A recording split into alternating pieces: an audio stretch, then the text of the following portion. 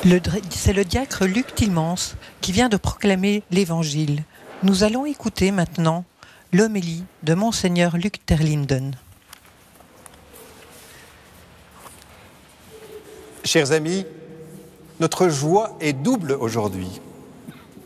D'abord, nous célébrons la fête de tous les saints. Cette foule immense, venue de toutes les nations, foule qui se tient debout devant le trône de l'agneau.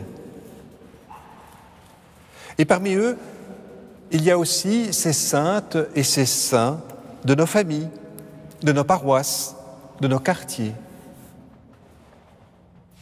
Certains ont croisé nos vies. Nous avons vu leur visage, entendu leur voix. Ils nous sont proches et pourtant souvent anonymes aux yeux du monde. Ces saints du quotidien, quelle joie de les savoir accueillis par Dieu comme ses enfants bien-aimés.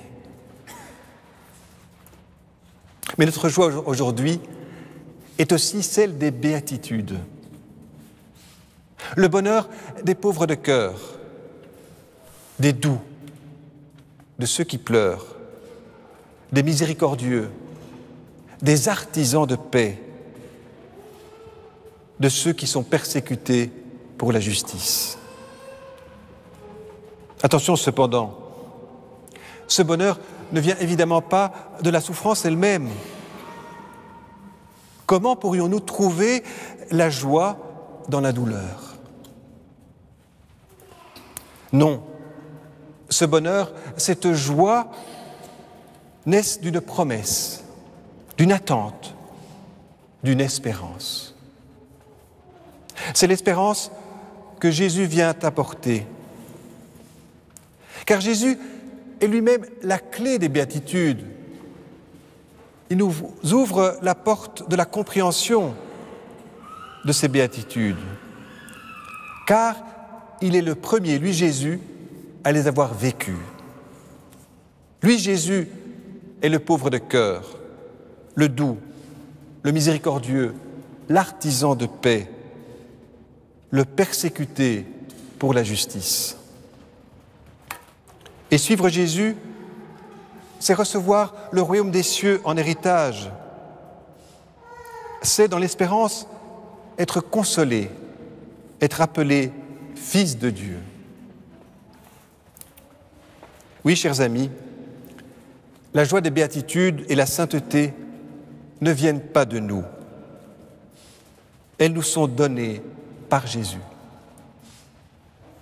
Et c'est là leur secret. Quels que soient nos mérites ou nos fautes, nos réussites ou nos échecs, la joie et la sainteté sont d'abord des cadeaux de Dieu. Elles ne dépendent pas en priorité de nos efforts, mais bien de la grâce de Dieu. Mais pour accueillir ce don, les béatitudes nous indiquent aussi le chemin, celui de la pauvreté du cœur, de la douceur, de la pureté, de la justice. Car c'est dans nos manques, nos fragilités, nos moments d'humilité, que se creuse l'espace intérieur, capable d'accueillir le bonheur inattendu de l'espérance que Jésus vient offrir. Nous sommes dès lors invités à revisiter notre conception du bonheur et de la sainteté.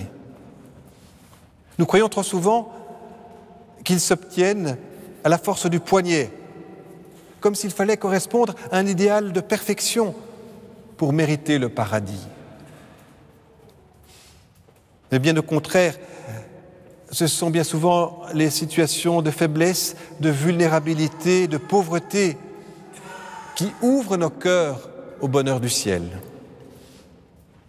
Là où nous nous laissons porter par Jésus sur le chemin de la sainteté et nous nous laissons rejoindre par le don de Dieu. Oui, s'il en est ainsi, Si le bonheur du ciel est d'abord à recevoir plutôt qu'à mériter, faut-il alors se résigner à l'attendre passivement, les bras croisés? À quoi bon encore se fatiguer si tout est déjà donné? Mais non, bien au contraire. La confiance et l'accueil du don de Dieu ne nous endorment pas. Ils nous réveillent, ils nous fortifient, ils nous rendent capables de devenir pauvres de cœur, doux, miséricordieux, artisans de paix, jusqu'à accepter d'être persécutés à cause de Jésus pour la justice. Oui, la fête de tous les saints nous remplit aujourd'hui de joie. Mais cette fête, par le bonheur et l'espérance qu'elle suscite en nous, nous donne aussi des ailes pour, à notre tour, prendre humblement le chemin de la sainteté. Amen.